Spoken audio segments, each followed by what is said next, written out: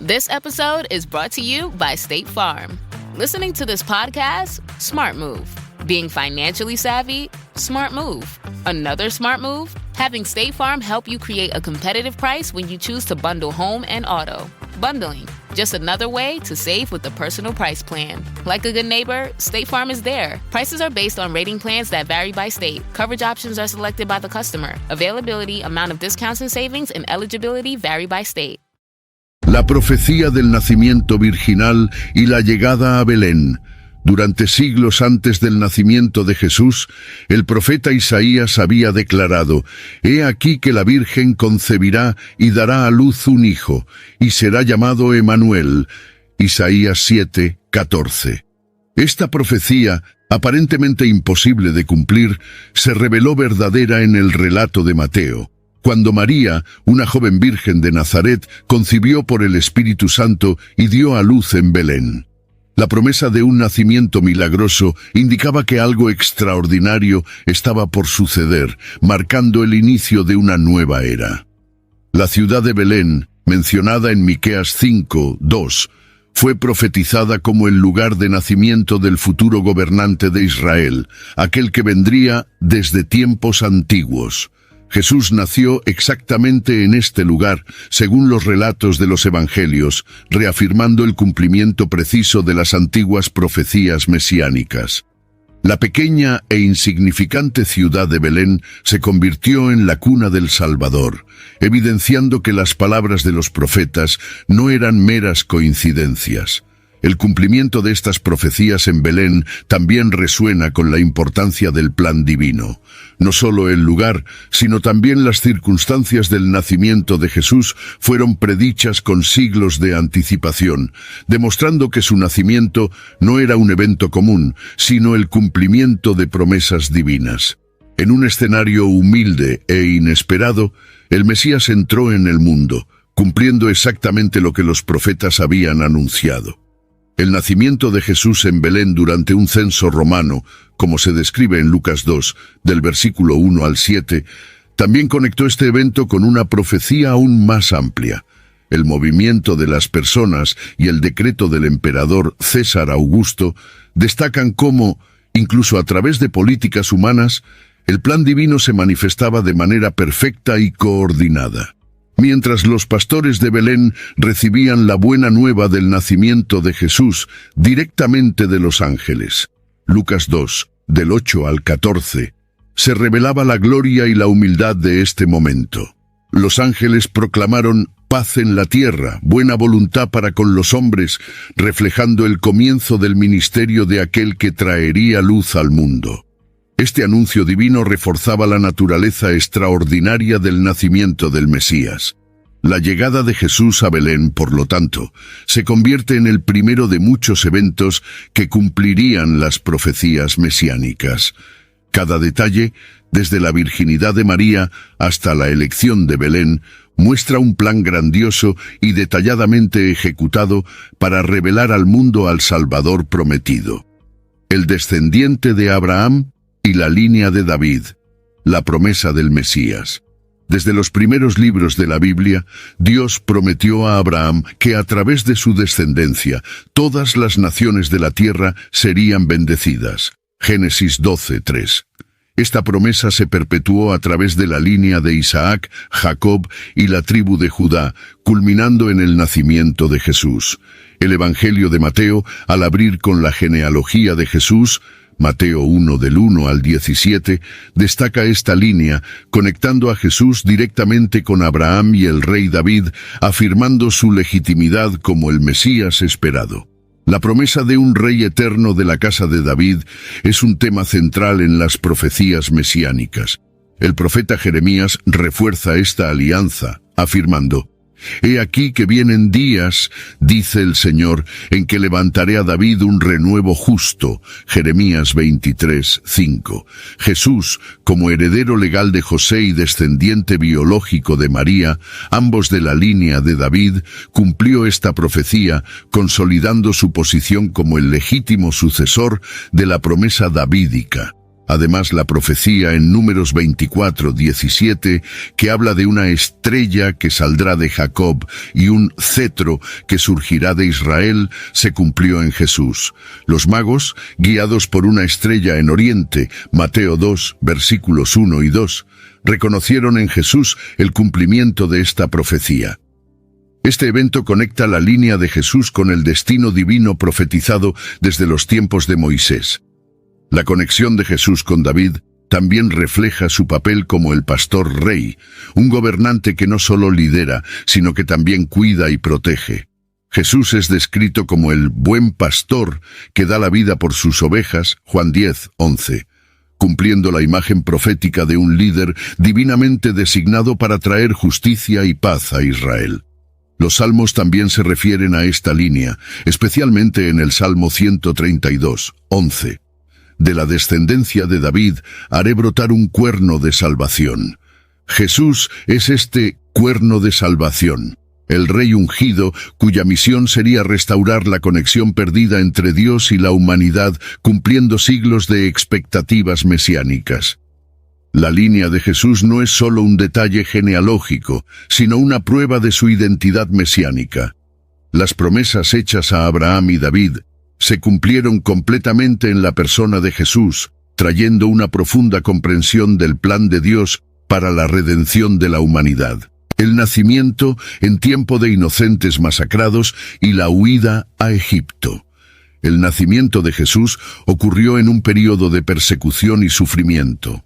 Mateo 2, de los versos 16 al 18, relata cómo el rey Herodes, temiendo la llegada del rey de los judíos, ordenó la matanza de todos los niños en Belén menores de 2 años. Esta terrible acción cumplió la profecía de Jeremías. Se oyó una voz en Ramá, llanto y gran lamento.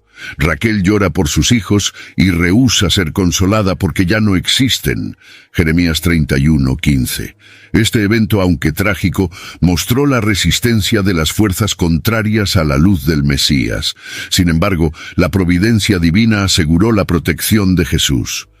Un ángel del Señor apareció a José en sueños, ordenándole que llevara al niño y a su madre a Egipto, para huir de la furia de Herodes. Mateo 2:13. Así, la estadía de Jesús en Egipto cumplió otra profecía. De Egipto llamé a mi hijo. Oseas 11:1. La huida a Egipto tiene un significado simbólico profundo. Así como Moisés fue salvado de las aguas del Nilo y luego condujo a Israel fuera de Egipto, Jesús también es retratado como el nuevo Moisés, llamado de Egipto para liberar a su pueblo del pecado. Esta correspondencia no es accidental, sino parte de un patrón profético que apunta al papel redentor de Jesús. Herodes, simbolizando el poder opresor de este mundo, intentó destruir al Mesías desde su nacimiento. Sin embargo, el plan de Dios permaneció inmutable. La huida y el regreso de Jesús de Egipto refuerzan el cumplimiento de las Escrituras y preparan el escenario para el ministerio que estaba por venir. La masacre de los inocentes también refleja la resistencia del mal al advenimiento del bien.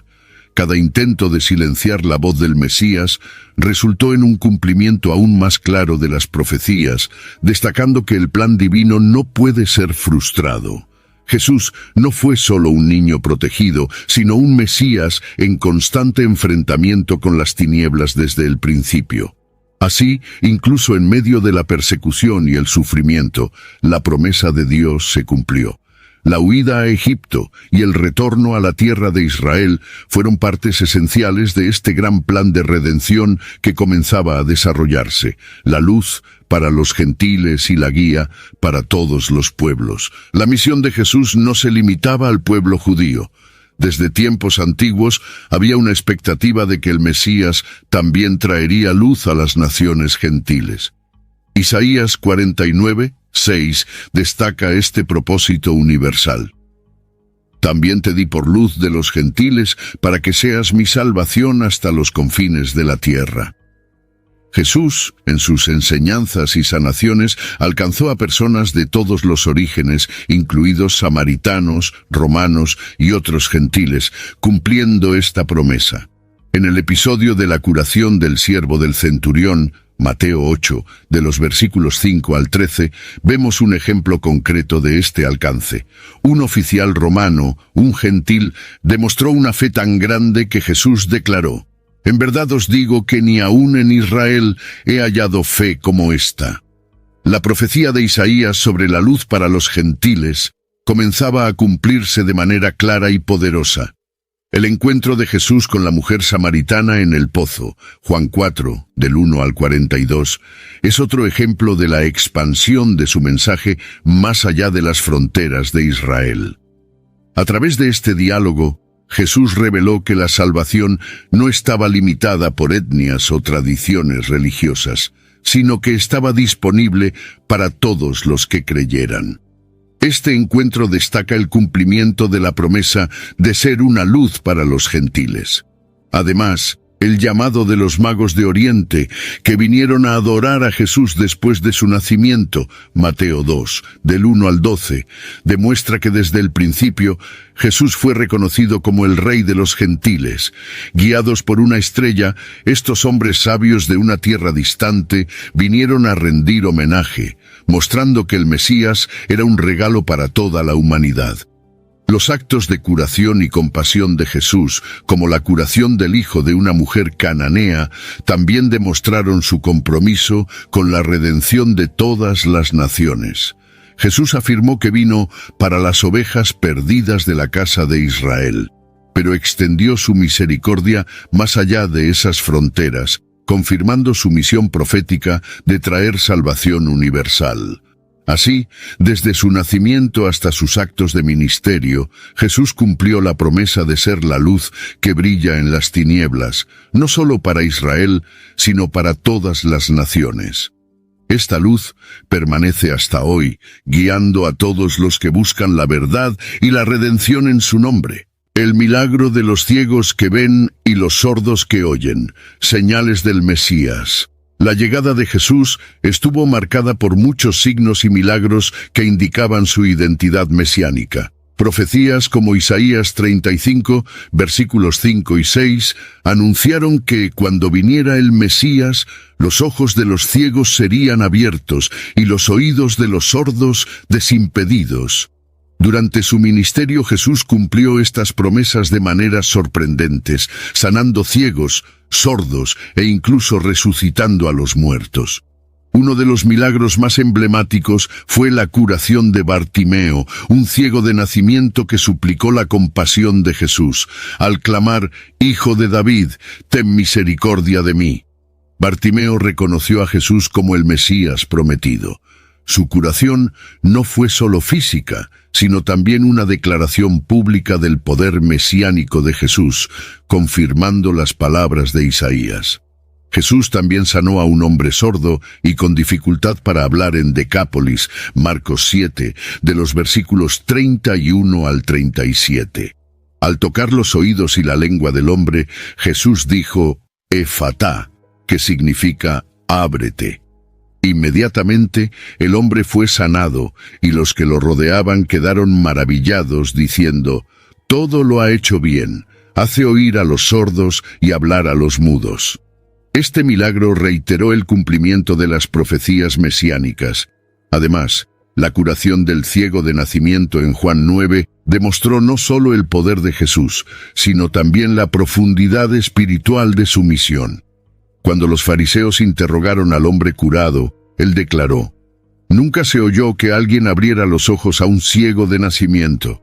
Juan 9:32. Este milagro reveló a Jesús como la luz del mundo, que trae no solo sanación física, sino también iluminación espiritual.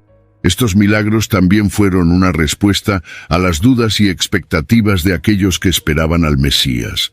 Jesús no solo cumplió estas profecías, sino que lo hizo de una manera que provocaba reflexión sobre el propósito de su venida.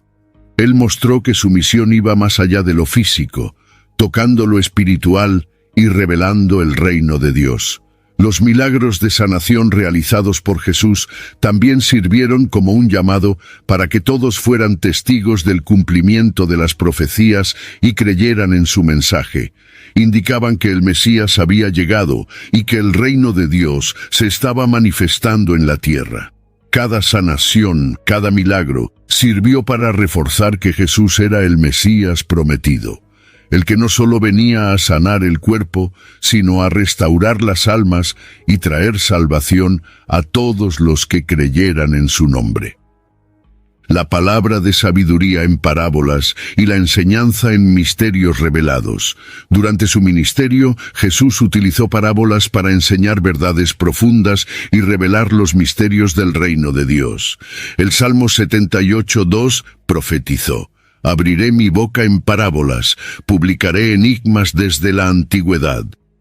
En cumplimiento de esta profecía, Jesús hablaba a menudo en parábolas, usando historias simples del día a día para ilustrar enseñanzas espirituales complejas.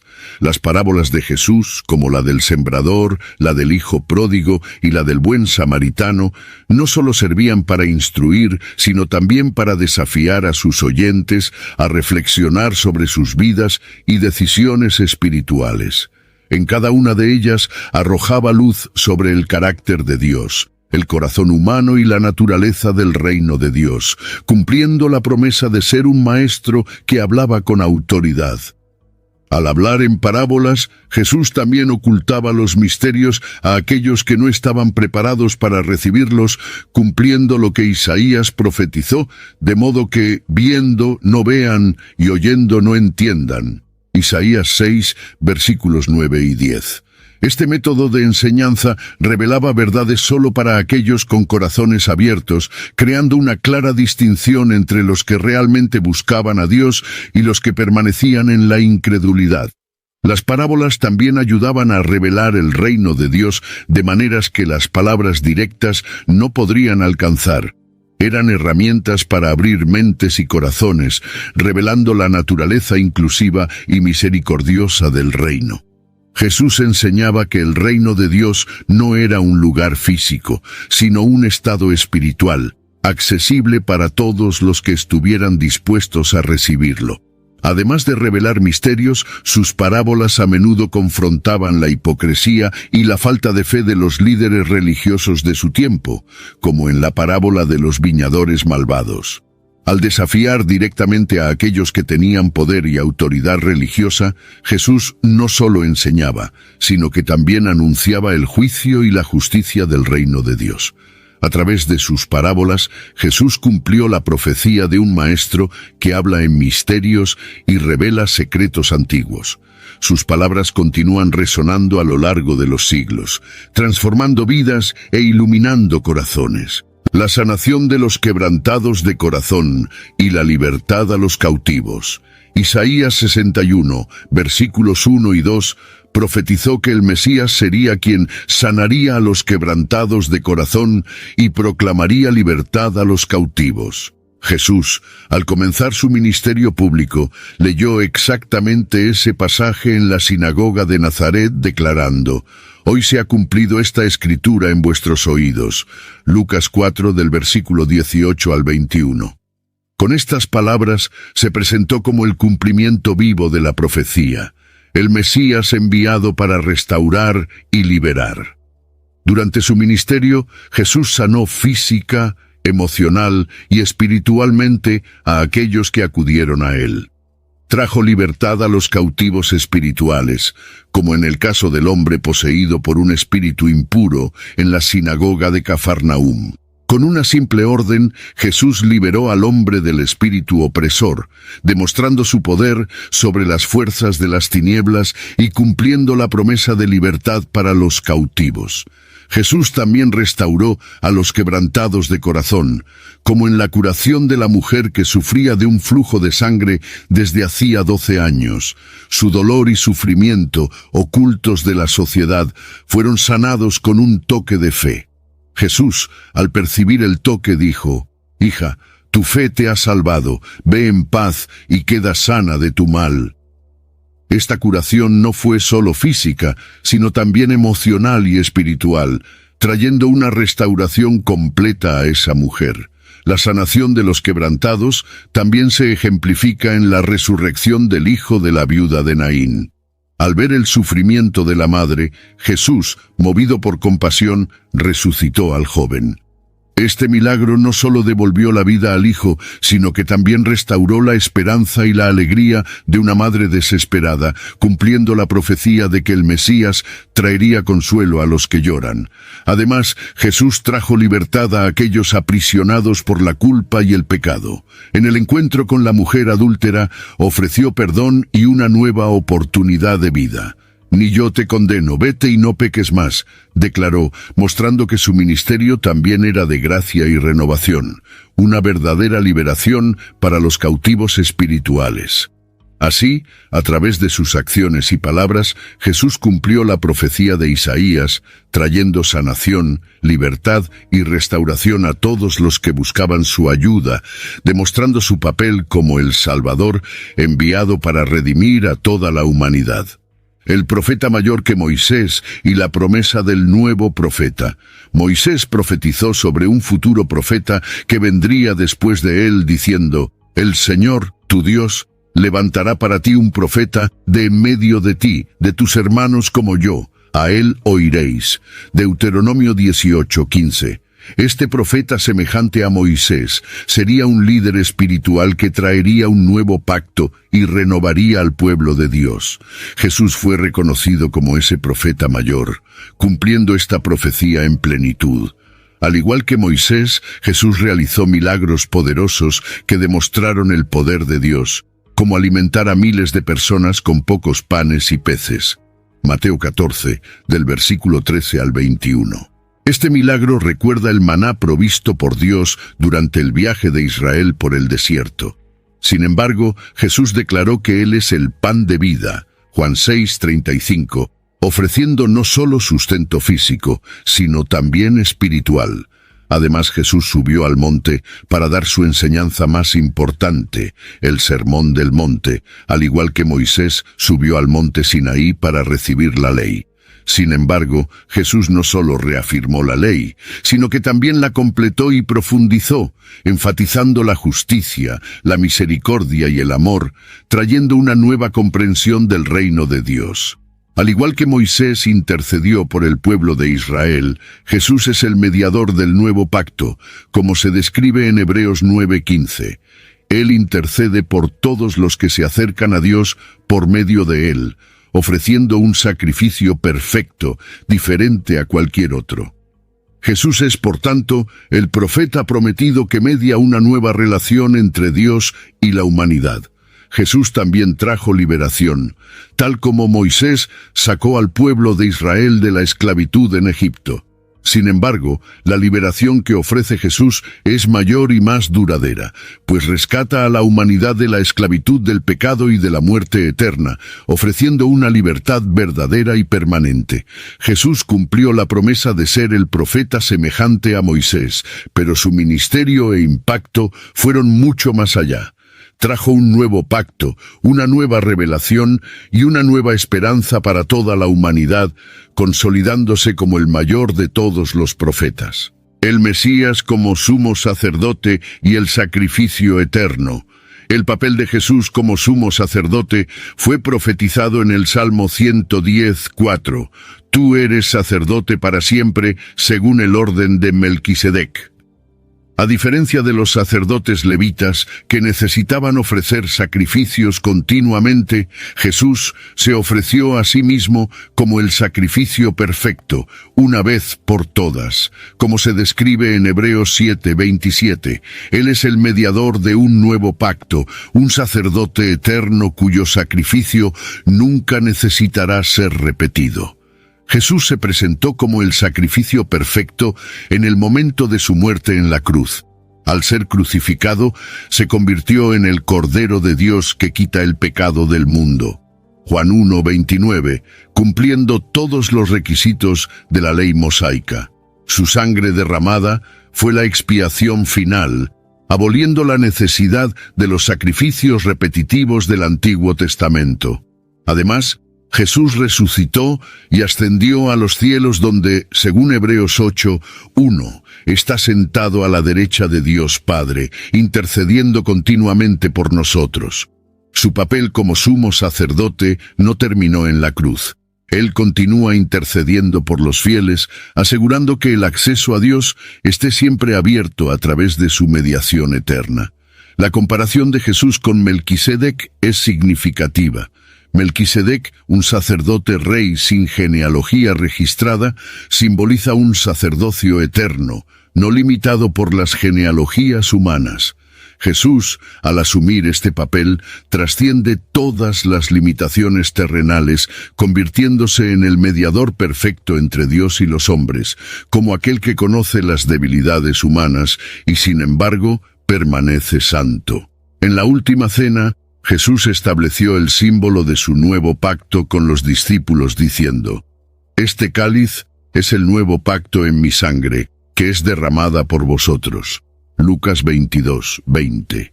Este acto sacramental reafirma su papel de sumo sacerdote y el significado eterno de su sacrificio en la cruz, como aquel que efectivamente une a Dios y a la humanidad en un pacto de amor y gracia. Como sumo sacerdote, Jesús cumplió todas las promesas mesiánicas. No solo se convirtió en el mediador entre Dios y el hombre, sino que también ofreció la única y suficiente solución al problema del pecado, reafirmando el amor y la justicia de Dios para con toda la humanidad. El Mesías rechazado por su pueblo y la redención de los pecadores. Isaías 53:3 profetizó que el Mesías sería despreciado y rechazado por los hombres. Jesús experimentó este rechazo de manera intensa durante su vida y ministerio. Fue rechazado por su propio pueblo. Los líderes religiosos lo acusaron de blasfemia y conspiraron para eliminarlo. Este rechazo culminó en su arresto, juicio y crucifixión, como relatan los evangelios. Cuando Jesús entró en Jerusalén montado en un asno, cumpliendo la profecía de Zacarías 9:9, fue inicialmente recibido con gritos de «Hosana», pero pocos días después el pueblo clamaba «¡Crucifícalo!». Marcos 15, versículos 13 y 14. Este rechazo no fue inesperado, sino que formaba parte del plan redentor de Dios para la humanidad. La cruz, símbolo de rechazo y escándalo, se convirtió en el medio por el cual se ofreció la redención al mundo. El rechazo de Jesús por parte de los líderes religiosos también cumplió las palabras del Salmo 118:22. La piedra que desecharon los edificadores ha venido a ser cabeza del ángulo. Jesús, la piedra rechazada, se convirtió en el fundamento sobre el cual se edificaría la Iglesia, mostrando que, incluso en el rechazo, había un propósito mayor de redención y salvación para todos. A pesar del rechazo, Jesús continuó ofreciendo perdón y gracia. En su oración en la cruz pidió: «Padre, perdónalos porque no saben lo que hacen». Lucas 23:34. Esta respuesta de amor incondicional, incluso ante el dolor y la humillación, refuerza su papel como el Mesías que vino a salvar, no a condenar. Jesús también alcanzó a los excluidos y marginados como Zaqueo, la mujer pecadora y el ladrón en la cruz, ofreciéndoles perdón y una nueva vida. Mostró que su misión era salvar a los perdidos, cumpliendo la profecía de Isaías 61, uno sobre la restauración de los quebrantados de corazón y la liberación de los cautivos. El rechazo de Jesús por su propio pueblo se convirtió en la oportunidad para la redención de todos los pueblos. Su sacrificio en la cruz abrió el camino para que todos, judíos y gentiles, pudieran reconciliarse con Dios, cumpliendo plenamente las antiguas promesas de redención. Traicionado por un amigo y vendido por 30 monedas de plata. Una de las profecías más impactantes sobre el Mesías fue su traición por alguien cercano. El Salmo 41:9 declara: «Aún mi amigo íntimo, en quien yo confiaba que comía de mi pan, ha levantado contra mí su calcañar». Esta predicción se cumple en la traición de Judas Iscariote, uno de los 12 apóstoles, que vendió a Jesús a los líderes religiosos por 30 monedas de plata.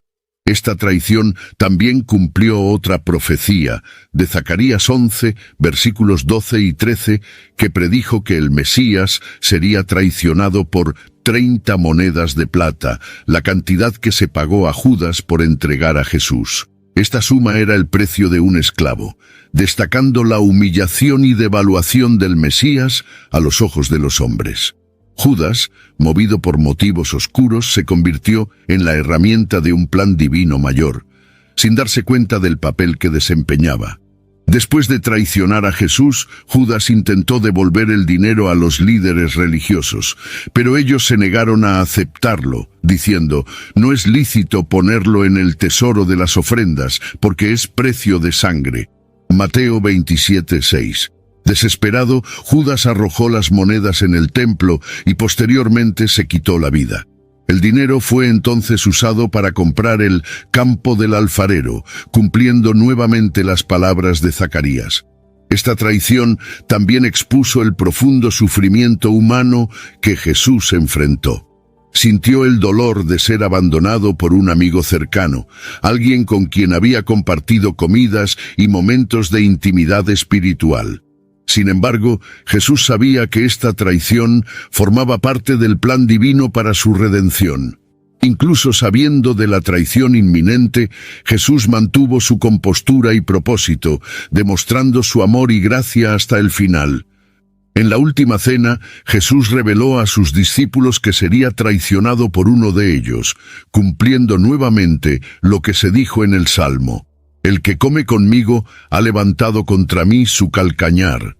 Juan 13, del versículo 18 al 21. Identificó a Judas como el traidor, pero aún así lavó los pies de Judas, mostrando un amor incondicional y un compromiso con el perdón. Por lo tanto, la traición de Judas no fue solo un acto de deslealtad personal, sino un momento que cumplió una serie de profecías mesiánicas. Demostró que Jesús era plenamente consciente del sufrimiento que enfrentaría y que, incluso en medio del dolor y la traición, permaneció fiel a su misión de redención. A twisted new season of The Traitors is finally here. What did I get myself into? The prize, $250,000. I'm gonna lie and cheat and do whatever I have to do to win. If you're gonna come for me, I'll finish you. Shame on you! I'm out for blood. It is like a firing squad. Boom, boom, boom, boom, boom. Let the games begin. Emmy Award winner, The Traitors. New season streaming tonight at 9 p.m. Eastern. Only on Peacock. This episode is brought to you by Greenlight. Get this. Adults with financial literacy skills have 82% more wealth than those who don't. From swimming lessons to piano classes, us parents invest in so many things to enrich our kids' lives. But are we investing in their future financial success? With Greenlight, you can teach your kids financial literacy skills like earning, saving, and investing. And this investment costs less than that after-school treat. Start prioritizing their financial education and future today with a risk-free trial at greenlight.com/Spotify. Greenlight.com/Spotify. El Mesías traicionado y el campo del alfarero comprado con precio de sangre. La compra del campo del alfarero con las 30 monedas de plata arrojadas en el templo es un detalle profético importante. Mateo 27, versículos 9 y 10, declara que esto cumplió lo dicho por el profeta Jeremías. Tomaron las 30 piezas de plata, precio en que fue valorado por algunos de los hijos de Israel, y las dieron por el campo del alfarero, como el Señor me ordenó. El campo del alfarero, comprado como cementerio para extranjeros, se convirtió en un símbolo poderoso de la traición de Judas y el rechazo del Mesías. El campo, un lugar donde los alfareros moldeaban sus obras, representa el sitio de deformación y rechazo de lo que no tenía valor. El Mesías, rechazado y traicionado, fue simbólicamente asociado a este campo, mostrando cómo el desprecio de los hombres se volvió contra ellos mismos. Esta profecía es única, ya que conecta a dos profetas, Zacarías, que habló de las 30 piezas de plata, y Jeremías, cuya mención de un campo comprado con el precio de sangre refleja la transacción deshonrosa realizada con el dinero de la traición. Así, el cumplimiento de esta profecía muestra cómo los textos antiguos convergían en un punto común en la vida de Jesús, el punto de la redención a través del rechazo. Este campo comprado simboliza la consecuencia del acto de Judas. El remordimiento y la muerte de Judas no impidieron que el plan de Dios siguiera adelante. Por el contrario, incluso los actos de traición y desesperación de Judas fueron utilizados para cumplir las Escrituras, demostrando que nada escapaba al control divino. Además, el campo se convirtió en un testimonio para todos los que pasaban, recordándoles el precio de la traición del Mesías. La misma tierra, comprada con dinero de sangre, hablaba del sacrificio de Cristo, del rechazo y la redención. El campo del alfarero pasó a llamarse campo de sangre, una marca permanente del costo de la traición y la promesa de redención. A lo largo de los siglos, este evento continuó siendo un símbolo del profundo sacrificio de Jesús y un recordatorio de la necesidad de reflexionar sobre el valor de la lealtad y la fe. El campo comprado con 30 piezas de plata se convirtió entonces en un hito en la historia de la redención, que sigue resonando en la conciencia de la humanidad. El silencio ante sus acusadores y la humillación públicamente soportada. El profeta Isaías describió al Mesías como alguien que no abrió su boca cuando fue oprimido y afligido, como un cordero llevado al matadero. Isaías 53:7. Este silencio durante su juicio y sufrimiento mostró la serenidad y resignación de Jesús ante la injusticia. No se defendió de las falsas acusaciones, cumpliendo esta profecía de manera directa y poderosa.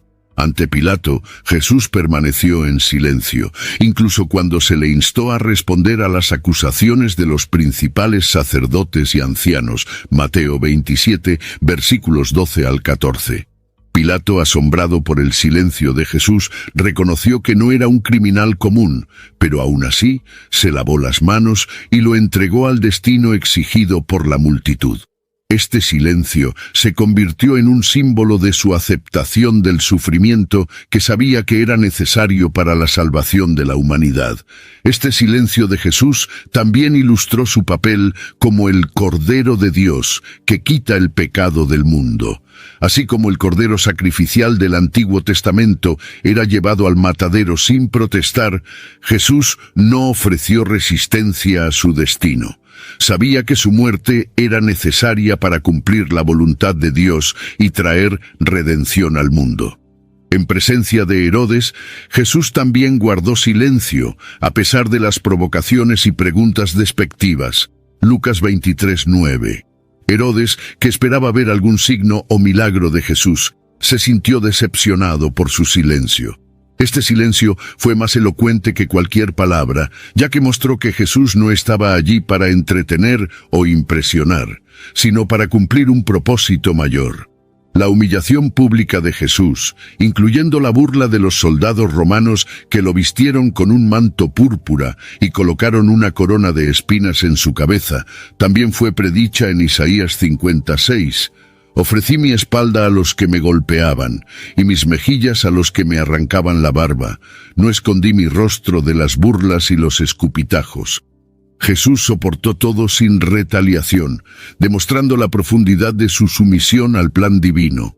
El silencio y la humillación de Jesús no fueron signos de debilidad, sino de fortaleza y determinación divina. Aceptó su destino sin resistencia, cumpliendo las antiguas profecías y demostrando su disposición a seguir hasta el final el camino que llevaría a la salvación de muchos. La entrada triunfal en Jerusalén montado en un asno. La entrada de Jesús en Jerusalén montado en un asno fue un claro cumplimiento de la profecía de Zacarías 9:9. Alégrate mucho, hija de Sión. Da voces de júbilo, hija de Jerusalén. He aquí, tu rey vendrá a ti, justo y salvador, humilde y montado en un asno, en un pollino, hijo de asna. Este evento, conocido como el Domingo de Ramos, fue una declaración pública de Jesús como el Mesías prometido.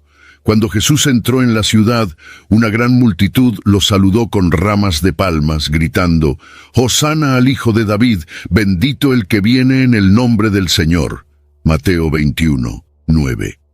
Esta aclamación pública marcó un momento de esperanza y reconocimiento del pueblo, que veía en Jesús el cumplimiento de las promesas mesiánicas. Sin embargo, esta misma multitud se volvería en su contra pocos días después, mostrando la fragilidad de la fe humana. El uso de un asno, un animal simple y humilde, en lugar de un caballo de guerra, simbolizaba la naturaleza pacífica del reinado de Jesús. No vino como un conquistador militar, sino como un rey de paz, ofreciendo salvación y reconciliación. Esta entrada triunfal también contrastó con las expectativas de los judíos de la época, que esperaban un Mesías guerrero que los liberara del dominio romano. Además, la entrada de Jesús en Jerusalén durante la fiesta de la Pascua, cuando los judíos celebraban su liberación de la esclavitud en Egipto, destacó aún más su papel como el verdadero Cordero Pascual, aquel que ofrecería su propia vida para liberar a la humanidad del pecado. Entró en la ciudad sabiendo que su muerte estaba cerca, cumpliendo la profecía con valentía y determinación. Al entrar en Jerusalén de esta manera, Jesús desafió abiertamente a las autoridades religiosas y políticas de la época, afirmando su identidad mesiánica. Esta entrada triunfal fue una acción cargada de simbolismo profético, apuntando al cumplimiento de las promesas divinas y al comienzo del fin de su jornada terrenal. La celebración inicial del pueblo, seguida por su rechazo, ilustra la inconstancia de la fe humana y la necesidad de una salvación duradera y verdadera que solo podría alcanzarse mediante el sacrificio del propio Hijo de Dios. El pastor herido y las ovejas dispersas, la persecución a los seguidores. Zacarías 13:7 profetizó: «Hiere al pastor y las ovejas se dispersarán».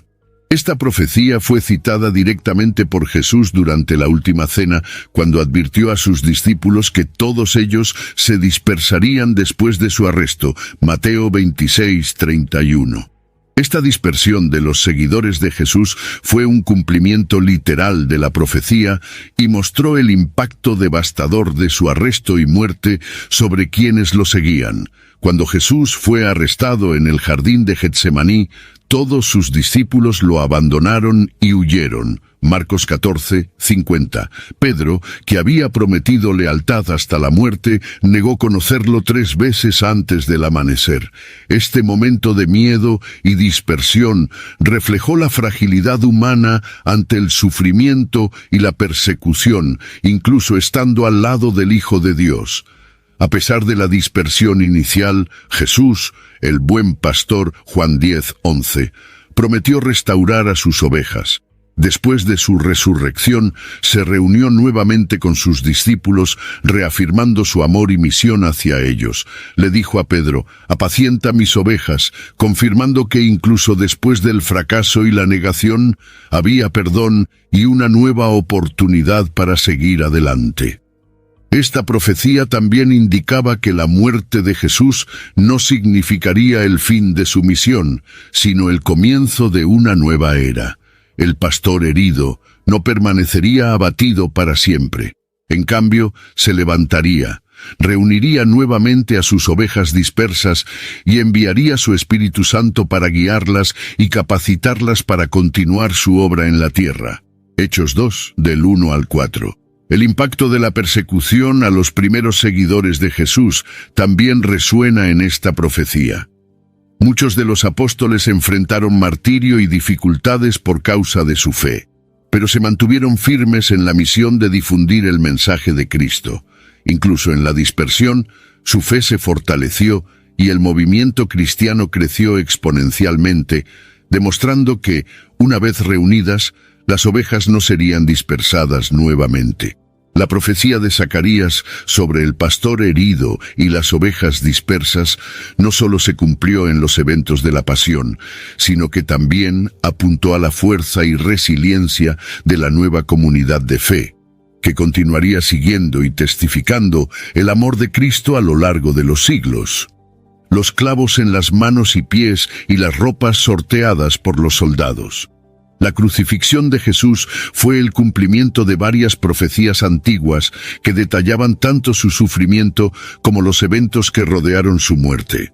El Salmo 22, versículos 16 al 18, escrito siglos antes del nacimiento de Jesús, describe con precisión: «Traspasaron mis manos y mis pies, reparten entre sí mis ropas y echan suertes sobre mi túnica».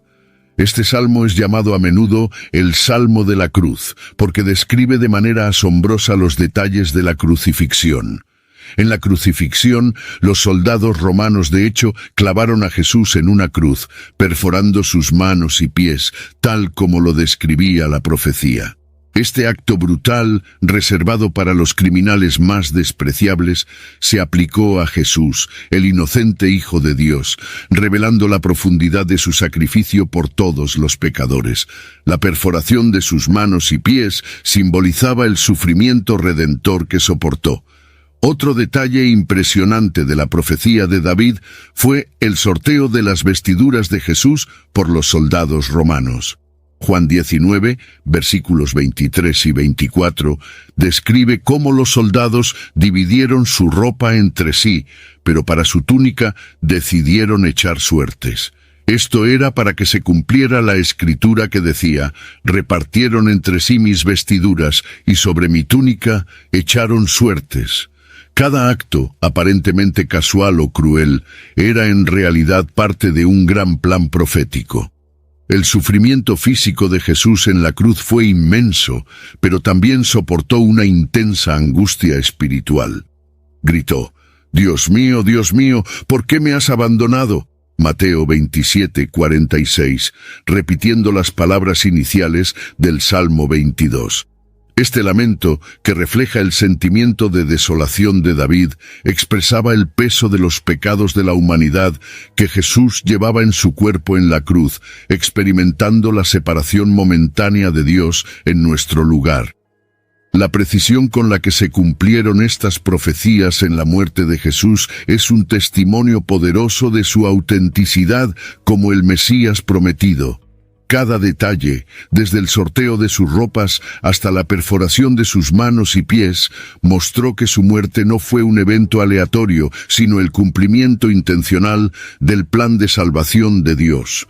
La crucifixión de Jesús, como predijeron los escritos proféticos, destaca su papel como el Redentor sufriente. Soportó dolor y humillación extremos, cumpliendo todas las profecías y revelando el amor insondable de Dios por la humanidad. El grito en la cruz: Dios mío, ¿por qué me has abandonado?». Cuando Jesús estaba colgado en la cruz, clamó en alta voz: Eli, Eli, lama sabactani, que significa: Dios mío, ¿por qué me has abandonado?». Esta frase es una cita directa del Salmo 22, 1, una profecía que expresa el sufrimiento extremo y la sensación de abandono que el Mesías experimentaría. Este clamor resonó a través del tiempo, eco del desespero del rey David, pero ahora pronunciado por el propio Hijo de Dios. Este grito de angustia fue uno de los momentos más profundos de la pasión de Cristo. Representó no solo el sufrimiento físico, sino también el peso total de los pecados del mundo que se colocaron sobre él. Jesús, que siempre había estado en perfecta comunión con el Padre, experimentó en ese momento la separación espiritual causada por el pecado. Él se hizo pecado por nosotros, para que en cambio pudiéramos ser hechos justicia de Dios. Además, este clamor desde la cruz fue un punto de cumplimiento profético. Los oyentes presentes, familiarizados con las Escrituras, reconocerían la conexión con el Salmo 22, que continúa describiendo con detalles sorprendentes las experiencias del Mesías: burlas, sufrimiento y una confianza inquebrantable en Dios, incluso en medio del abandono. Al proclamar este grito, Jesús reveló la profundidad de su misión y su sacrificio. Estaba absorbiendo la ira de Dios contra el pecado, tomando sobre sí la penalidad que debería recaer sobre nosotros. Su clamor no fue una señal de desesperación final, sino una expresión de su papel como sustituto de la humanidad, soportando el castigo que nos traería paz. Isaías 53:5. Este momento también demostró la plena humanidad de Jesús, como alguien que experimentó el dolor y el sufrimiento humanos en su totalidad. Aún así, en su clamor de abandono, había una fe inquebrantable en Dios, ya que incluso en su angustia, clamaba, «Mi Dios». Este grito nos recuerda que a través de Jesús somos capacitados para clamar a Dios en cualquier circunstancia. El grito de Jesús en la cruz no fue un simple lamento, sino el cumplimiento de una profecía y una revelación profunda de su misión redentora. Experimentó la separación de Dios para que pudiéramos ser reconciliados con Él para siempre. La sangre derramada y el Cordero perfecto sin defecto. Desde el comienzo de la historia de Israel, el sacrificio de un cordero perfecto, sin mancha, era central para el perdón de los pecados. Jesús es descrito en el Nuevo Testamento como el Cordero de Dios que quita el pecado del mundo, cumpliendo la profecía de que el Mesías sería sacrificado para la expiación del pecado. Isaías 53:7 declara, «Fue llevado como un cordero al matadero, y como oveja ante sus trasquiladores, enmudeció y no abrió su boca». El concepto de sacrificio y expiación está ampliamente presente en la Biblia, y Jesús es identificado como el cumplimiento final de todas estas promesas. Así como el Cordero Pascual fue sacrificado la noche del Éxodo para proteger al pueblo de Israel de la muerte, Éxodo 12, versículos 21 al 23, Jesús también fue sacrificado para proteger a la humanidad de la muerte eterna. Su sangre derramada en la cruz fue el precio final y suficiente para redimir a todos los pecadores. La sangre de Jesús, como la de un cordero sin defecto, se menciona nuevamente en 1 Pedro 1, versículos 18 y 19, donde se dice que fuimos rescatados con la preciosa sangre de Cristo, como de un cordero sin mancha y sin defecto. Este sacrificio perfecto cumple todos los requisitos de la ley mosaica y va más allá, proporcionando una solución eterna y definitiva al problema del pecado. La crucifixión ocurrió durante la celebración de la Pascua judía, un simbolismo poderoso. Jesús, el Cordero de Dios, fue sacrificado el mismo día en que se sacrificaban los corderos pascuales. Este paralelo no es solo una coincidencia, sino un cumplimiento profético que señala su misión de salvación. Su muerte satisfizo todas las demandas de la justicia divina, reconciliando a Dios y a la humanidad.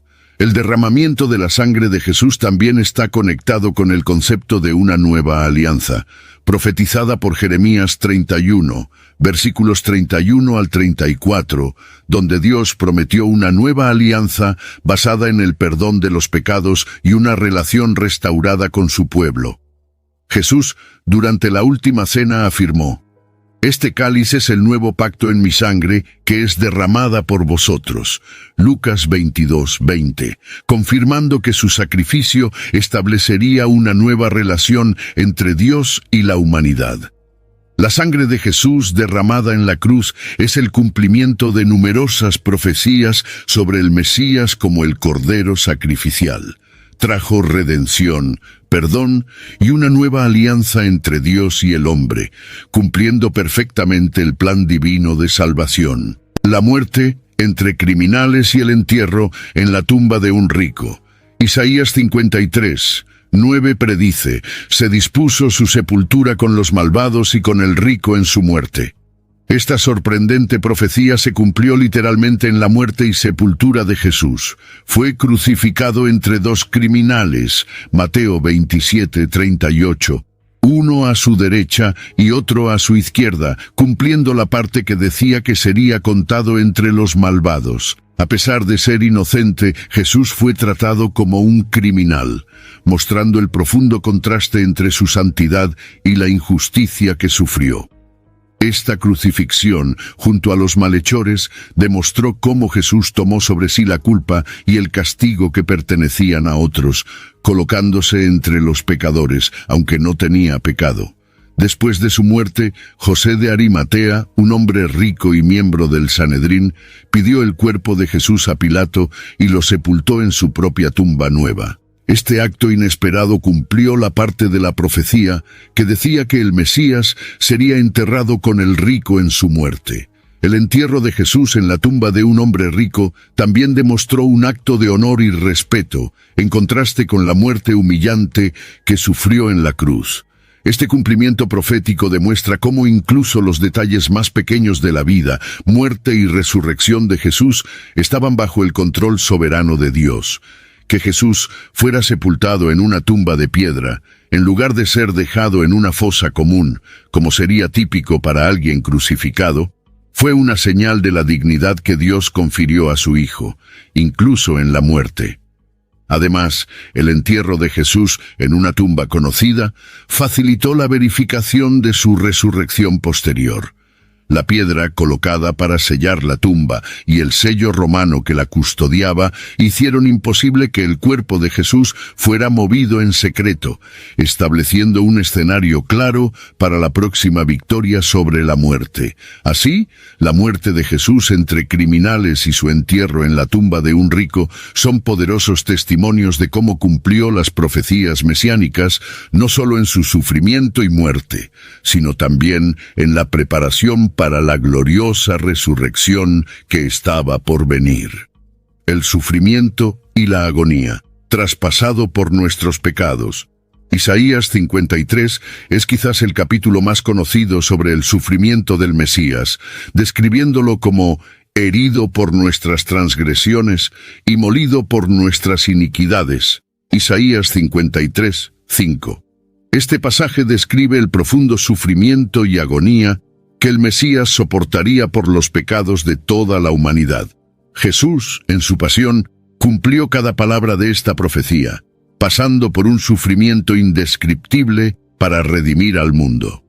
En la crucifixión, Jesús fue traspasado por nuestras transgresiones, como se describe en Isaías 53, 5. Los clavos que perforaron sus manos y sus pies, el azote que desgarró su piel y la corona de espinas que fue forzada en su cabeza fueron señales físicas del cumplimiento de esta profecía. Fue castigado y maltratado, pero permaneció en silencio, como un cordero llevado al matadero, soportando todo el sufrimiento sin resistencia para cumplir el plan de Dios de redención. Jesús no solo sufrió físicamente, sino también espiritualmente. Cargó sobre sí el peso del pecado de toda la humanidad, experimentando una agonía espiritual intensa que culminó en su grito en la cruz: Dios mío, ¿por qué me has abandonado? Mateo 27, 46. Este grito refleja el sentimiento de abandono que muchos experimentan, pero en el caso de Jesús fue una expresión de su plena identificación con la humanidad caída y del sacrificio necesario para el perdón de los pecados. El sufrimiento de Jesús incluyó burlas, escupitajos y golpizas a manos de los soldados romanos y de la multitud que clamaba por su muerte. Fue vestido con un manto púrpura y recibió una corona de espinas como burla de su realeza, mientras era golpeado y ridiculizado. Juan 19, versículos 2 y 3. Cada acto de humillación y tortura fue una confirmación más de que Jesús era el varón de dolores, experimentado en quebranto, del que habló Isaías. Además, la profecía también decía: con todo eso Jehová quiso quebrantarlo, sujetándole a padecimiento. Isaías 53, 10. Este pasaje revela que el sufrimiento del Mesías era parte del plan divino para la salvación. Dios Padre permitió el sufrimiento de su Hijo para que a través de él muchos pudieran ser justificados. Isaías 53, 11. Por lo tanto, el sufrimiento de Jesús no fue en vano. Sirvió al propósito supremo de reconciliar a Dios y la humanidad. Jesús, el Cordero de Dios, fue traspasado por nuestras transgresiones. Isaías 53, 5. y tomó sobre sí nuestros dolores. Fue molido para que nosotros pudiéramos ser sanados, cumpliendo la promesa de redención completa y eterna. Su sufrimiento fue el precio de nuestro perdón, y su agonía fue nuestra liberación. La sombra del Mesías en Jonás y la resurrección al tercer día. La resurrección de Jesús al tercer día fue prefigurada por el profeta Jonás. En Mateo 12, 39 y 40, Jesús dijo: «Una generación malvada y adúltera pide una señal, pero no se le dará ninguna señal, excepto la del profeta Jonás. Pues como Jonás estuvo 3 días y 3 noches en el vientre del gran pez, así el Hijo del Hombre estará 3 días y 3 noches en el corazón de la tierra». La experiencia de Jonás, que fue tragado por un gran pez y luego expulsado vivo, sirvió como una metáfora de la muerte y resurrección de Cristo. Al citar a Jonás, Jesús estaba indicando que su resurrección sería la señal definitiva de su identidad mesiánica. Así como Jonás fue enviado a los ninivitas para proclamar arrepentimiento y salvación, Jesús fue enviado al mundo para traer perdón y nueva vida. Su resurrección al tercer día fue la validación final de su misión redentora, demostrando el poder de Dios sobre la muerte. El Salmo 16, 10 predijo la resurrección de Jesús afirmando: «No dejarás mi alma en el infierno, ni permitirás que tu santo vea corrupción». Esta profecía se cumplió en la resurrección de Cristo, pues al tercer día resucitó de entre los muertos, demostrando que era verdaderamente el Santo de Dios, inmortal e incorruptible. Además, Oseas 6, 2 también sugiere el tercer día como un día de resurrección. Después de 2 días nos dará vida. Al tercer día nos levantará y viviremos delante de Él. Este cumplimiento reforzó la esperanza de restauración y vida eterna para todos los que creen en Él. La resurrección de Jesús es central para la fe cristiana, pues confirma su victoria sobre el pecado y la muerte. Como el primogénito de entre los muertos, Colosenses 1:18, Jesús abrió el camino para la resurrección de todos los que creen en Él. Su victoria es la garantía de nuestra propia victoria sobre la muerte, una promesa de vida eterna. La señal de Jonás no solo cumplió una antigua profecía, sino que también sentó las bases para la proclamación de la salvación a todos los pueblos, mostrando que la vida en Cristo trasciende incluso la muerte. La ascensión al cielo y la intercesión a la diestra de Dios. Después de su resurrección, Jesús pasó 40 días con sus discípulos, enseñándoles sobre el reino de Dios, Hechos 1:3. Después de este período fue elevado al cielo ante sus seguidores, cumpliendo la profecía del Salmo 110. 1. Dijo el Señor a mi Señor: «Siéntate a mi derecha, hasta que ponga a tus enemigos por escabel de tus pies». Este evento, conocido como la Ascensión, marcó la exaltación de Jesús a la diestra de Dios Padre. La ascensión de Jesús al cielo fue una confirmación de su divinidad y de su papel como mediador entre Dios y los hombres. En Hebreos 4:14 se le describe como el gran sumo sacerdote que ha entrado en los cielos. Su presencia a la diestra de Dios simboliza la culminación de su obra redentora en la tierra y el inicio de su ministerio celestial de intercesión. Jesús había prometido a sus discípulos que enviaría otro Consolador, el Espíritu Santo, para guiarlos y capacitarlos después de su partida. Por lo tanto, la ascensión de Cristo no fue el fin, sino el comienzo de una nueva fase en la que Él intercede continuamente por nosotros. Él está a la diestra de Dios Padre, donde intercede por los que creen, garantizando nuestro acceso a la gracia y al trono de misericordia. La ascensión también cumple la visión de Daniel 7, versículos 13 y 14, donde el Hijo del Hombre es presentado ante el Anciano de Días y recibe dominio, gloria y un reino. Al ascender, Jesús fue exaltado al puesto más alto de autoridad, recibiendo todo el poder en los cielos y en la tierra. Mateo 28:18. Además de su papel intercesor, Jesús prometió regresar de la misma manera en que ascendió. Hechos 1:11. Por lo tanto, la ascensión no solo confirma su posición de autoridad, sino que también garantiza la expectativa de su retorno futuro, cuando vendrá a juzgar al mundo y establecer plenamente el reino de Dios.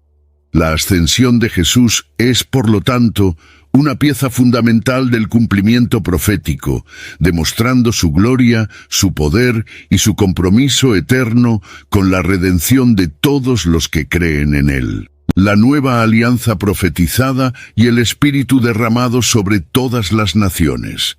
La promesa de una nueva alianza es un tema central en las Escrituras hebreas. Jeremías 31, versículos 31 al 34, profetizó que Dios haría una nueva alianza con su pueblo. Pondré mi ley en su mente y la escribiré en su corazón. Yo seré su Dios y ellos serán mi pueblo. Jesús, en su última cena con los discípulos, anunció el cumplimiento de esta promesa. Este cáliz es la nueva alianza en mi sangre, que es derramada por vosotros. Lucas 22:20. La nueva alianza establecida por Jesús no se basó en leyes escritas en tablas de piedra, sino en la transformación de los corazones por medio del Espíritu Santo. En el día de Pentecostés, el Espíritu Santo fue derramado sobre los discípulos en Jerusalén, como se describe en Hechos 2, versículos 1 al 4, cumpliendo la profecía de Joel 2, versículos 28 y 29. Y después de esto, derramaré mi Espíritu sobre toda carne. Este derramamiento del Espíritu marcó el comienzo de la nueva alianza y el nacimiento de la Iglesia, capacitando a los seguidores de Cristo para proclamar el Evangelio a todas las naciones. Pedro, al predicar en el día de Pentecostés, citó directamente la profecía de Joel, para explicar que lo que estaba sucediendo era el cumplimiento de las promesas de Dios para los últimos días. Además, Ezequiel 36, versículos 26 y 27 prometió que Dios daría a su pueblo un nuevo corazón y pondría dentro de vosotros mi espíritu. Esta renovación espiritual se realizó a través del Espíritu Santo, que no solo capacitó a los primeros cristianos, sino que sigue habitando y transformando a todos los creyentes hasta hoy. El Espíritu Santo es la señal de la nueva alianza, las arras de nuestra herencia. Efesios 1, versículos 13 y 14, garantizando nuestra relación restaurada con Dios. Él guía, consuela, enseña y capacita a los creyentes, asegurando que la ley de Dios esté escrita en nuestros corazones y que su voluntad se cumpla en nuestras vidas. El derramamiento del Espíritu Santo y el establecimiento de la nueva alianza fueron el cumplimiento de antiguas profecías, marcando el comienzo de una nueva era de salvación y comunión con Dios para todas las naciones. La piedra rechazada por los constructores, el fundamento de la fe. El Salmo 118, versículo 22 dice: La piedra que desecharon los constructores ha venido a ser la piedra principal del ángulo. Esta profecía se cumplió plenamente en Jesús, quien fue rechazado por los líderes religiosos de su tiempo, pero que se convirtió en el fundamento de la fe cristiana. En Mateo 21, 42, Jesús cita este pasaje al confrontar a los fariseos, revelando que Él era la piedra angular que ellos habían rechazado. El rechazo de Jesús por parte de los líderes religiosos y su crucifixión a manos de las autoridades romanas parecían, a primera vista, una derrota. Sin embargo, su resurrección transformó esa aparente derrota en una gloriosa victoria. Él se convirtió en la piedra angular sobre la cual Dios edificó su iglesia, la comunidad de creyentes, Efesios 2:20. Esta piedra angular es la base sólida sobre la cual se construye la fe cristiana. Pedro, en su predicación, también enfatizó este cumplimiento profético. Este Jesús es la piedra que vosotros, los constructores, habéis rechazado y que ha llegado a ser la piedra principal del ángulo. Hechos 4:11. Este rechazo inicial se convirtió en el fundamento para la edificación de una nueva comunidad de fe, compuesta por todos los que creen en Jesús como el Hijo de Dios. Además, Isaías 28:16 declaró: Por tanto, así dice el Señor Dios: He aquí que yo he puesto en Sión por fundamento una piedra probada, angular, preciosa, de cimiento estable. El que creyere, no se apresure. Jesús es esta piedra firme y preciosa, establecida por Dios como el fundamento seguro de la fe y la salvación. Aquellos que confían en Él no serán movidos, porque Él es la base inmutable y eterna. Así, el rechazo de Jesús por los constructores humanos se convirtió en la piedra angular de la nueva alianza de Dios. Aquellos que creen en Él encuentran seguridad y salvación, mientras que aquellos que lo rechazan tropiezan y caen. La piedra rechazada se ha convertido en el fundamento de la fe para millones en todo el mundo. La profecía de la piedra rechazada se cumple en Jesús, quien es el fundamento de nuestra fe, la base de toda la verdad y el punto de encuentro entre Dios y la humanidad. La luz que brilla en las tinieblas y el cumplimiento de las promesas de redención. Isaías 9:2 profetizó: El pueblo que andaba en tinieblas vio una gran luz, a los que moraban en tierra de sombra de muerte la luz resplandeció. Esta luz es el propio Jesús, quien declaró: Yo soy la luz del mundo. El que me sigue no andará en tinieblas, sino que tendrá la luz de la vida. Juan 8:12. Él vino como la luz que disipa las tinieblas del pecado y de la muerte, trayendo esperanza y redención. Jesús comenzó su ministerio en Galilea, una región despreciada y considerada periférica por los judíos. Mateo 4:15 y 16 cita directamente la profecía de Isaías, mostrando que el ministerio de Jesús en Galilea cumplió la promesa de que una gran luz brillaría en las tinieblas. Su presencia, enseñanzas y milagros trajeron nueva esperanza a un pueblo cansado y oprimido. La luz de Jesús también se menciona en Juan 1, versículos 4 y 5. En Él estaba la vida, y la vida era la luz de los hombres.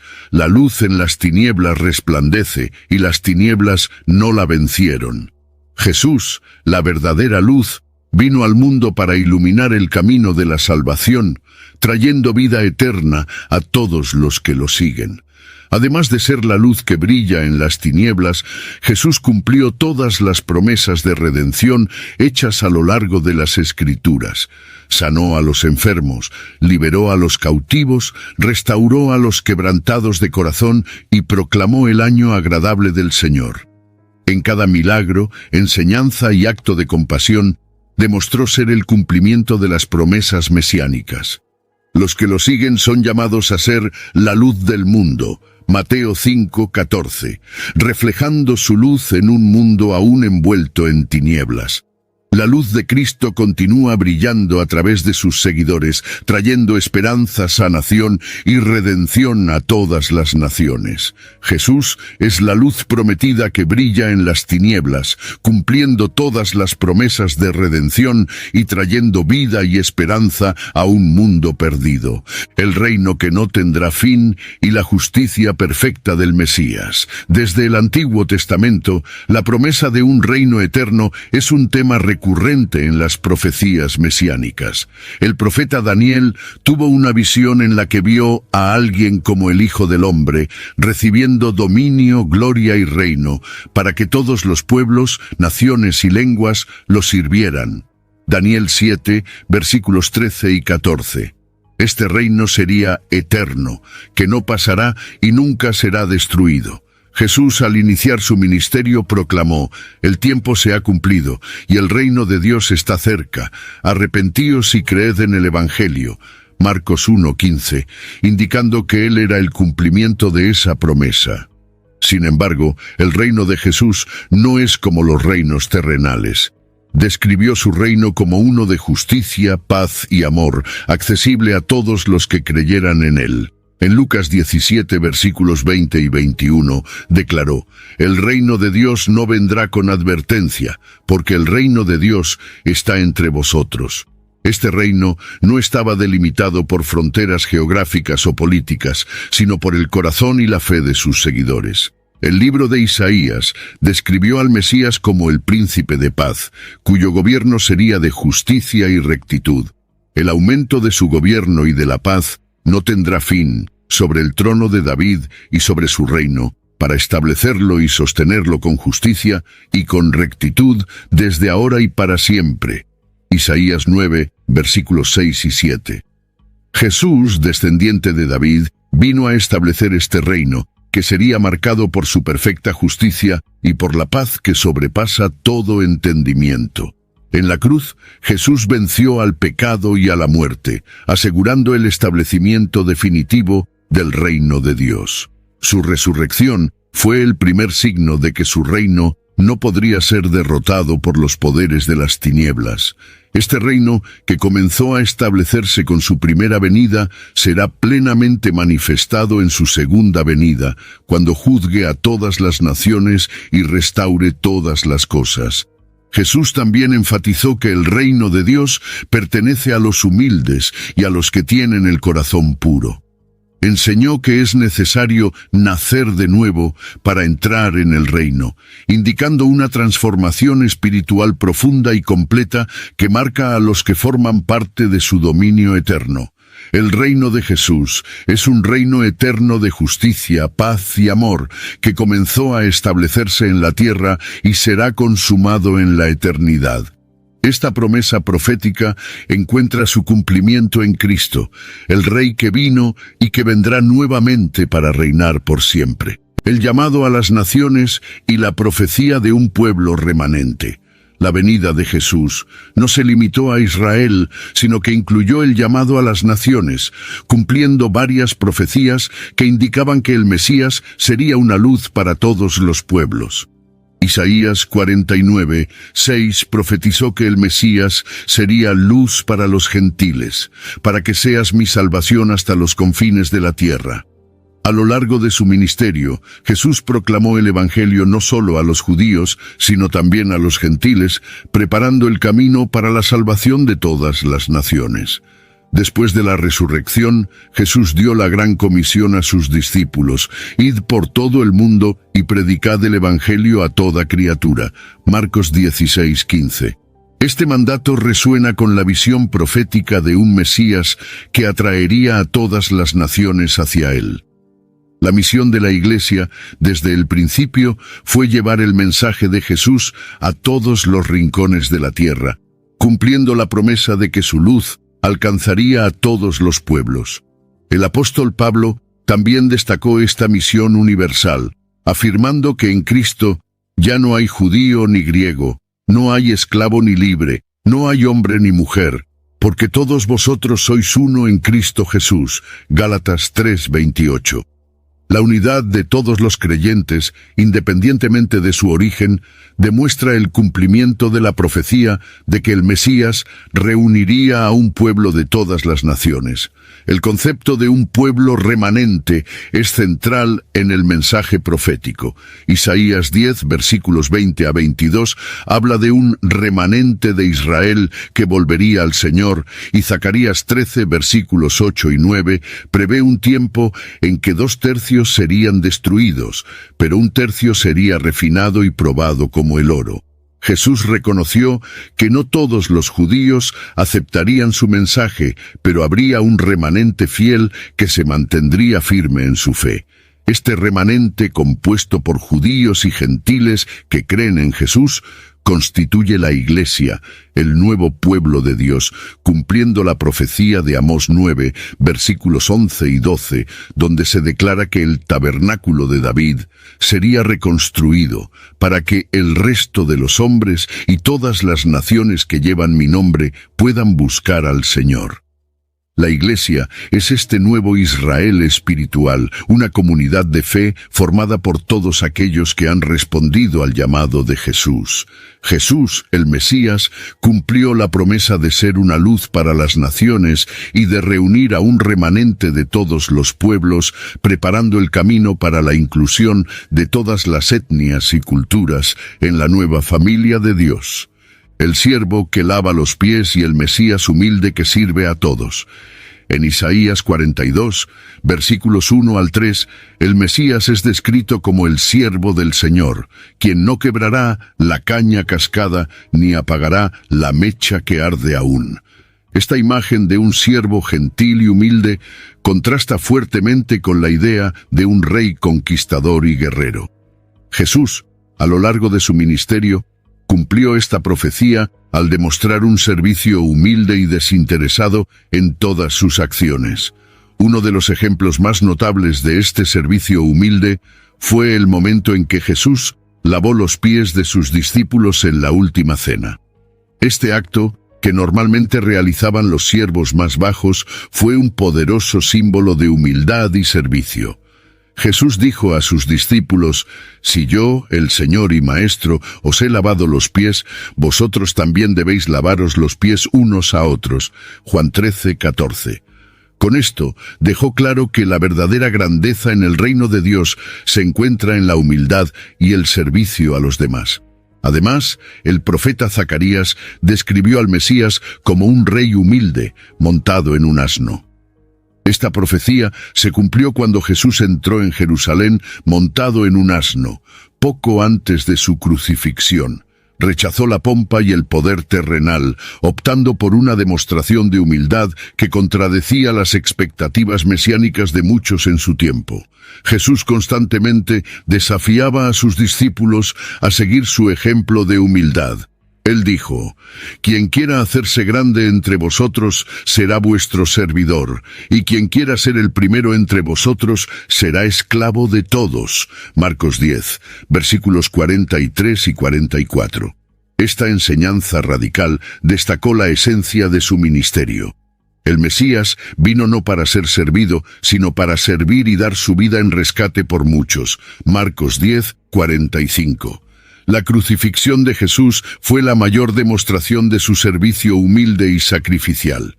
Él entregó su vida por los demás, como el Cordero de Dios que quita el pecado del mundo. Juan 1, 29. Sirviendo de manera completa y total. Su muerte en la cruz, una muerte de siervo, cumplió la profecía de que el Mesías sufriría y moriría para redimir a su pueblo. El ejemplo de Jesús como el siervo que lava los pies y el Mesías que humildemente sirve a todos es un llamado para que todos sus seguidores adopten la misma actitud de servicio, humildad y amor desinteresado. El retorno prometido y la esperanza en la segunda venida de Cristo. Las Escrituras son claras al afirmar que el Mesías vendrá nuevamente. En el Nuevo Testamento, Jesús prometió que regresaría. En la casa de mi Padre muchas moradas hay, y si me voy, volveré a vosotros. Juan 14, versículos 2 y 3. La segunda venida de Cristo es un tema ampliamente discutido en las profecías bíblicas y es esperada como el cumplimiento final de todas las promesas de redención y restauración. En Hechos 1, 11, después de la ascensión de Jesús al cielo, 2 ángeles dijeron a los discípulos: «Este mismo Jesús, que ha sido tomado de vosotros al cielo, vendrá de la misma manera que le habéis visto ir al cielo». Esta promesa refuerza la expectativa de que el retorno de Jesús será literal y visible, marcando el inicio de su reino eterno. El Apocalipsis también habla de su regreso, describiéndolo como un jinete en un caballo blanco, fiel y verdadero, que vendrá para juzgar y hacer la guerra con justicia. Apocalipsis 19, versículos 11 al 16. Él será el juez de los vivos y de los muertos, y establecerá un reino de paz y justicia eternas, según las profecías de Isaías y Daniel. Jesús también habló de su regreso como un momento inesperado, como un ladrón en la noche, animando a sus seguidores a mantenerse vigilantes y preparados. Describió varios signos que precederían su retorno, incluidos guerras, hambre, pestilencias y persecuciones, indicando que su regreso traería un nuevo orden mundial, donde el mal finalmente sería derrotado. Además, el regreso de Jesús es la esperanza de todos los creyentes. Pablo escribió a los tesalonicenses que el Señor mismo descenderá del cielo con voz de mando, con voz de arcángel y con trompeta de Dios, y los muertos en Cristo resucitarán primero. Este evento será el cumplimiento final de todas las promesas de redención y resurrección, marcando la victoria definitiva sobre la muerte y el pecado. Por lo tanto, la segunda venida de Cristo es un elemento esencial de la fe cristiana y de la promesa mesiánica. Es el momento en que todas las cosas serán restauradas y el reino de Dios será plenamente establecido en la tierra, trayendo esperanza y consuelo a todos los que esperan su retorno.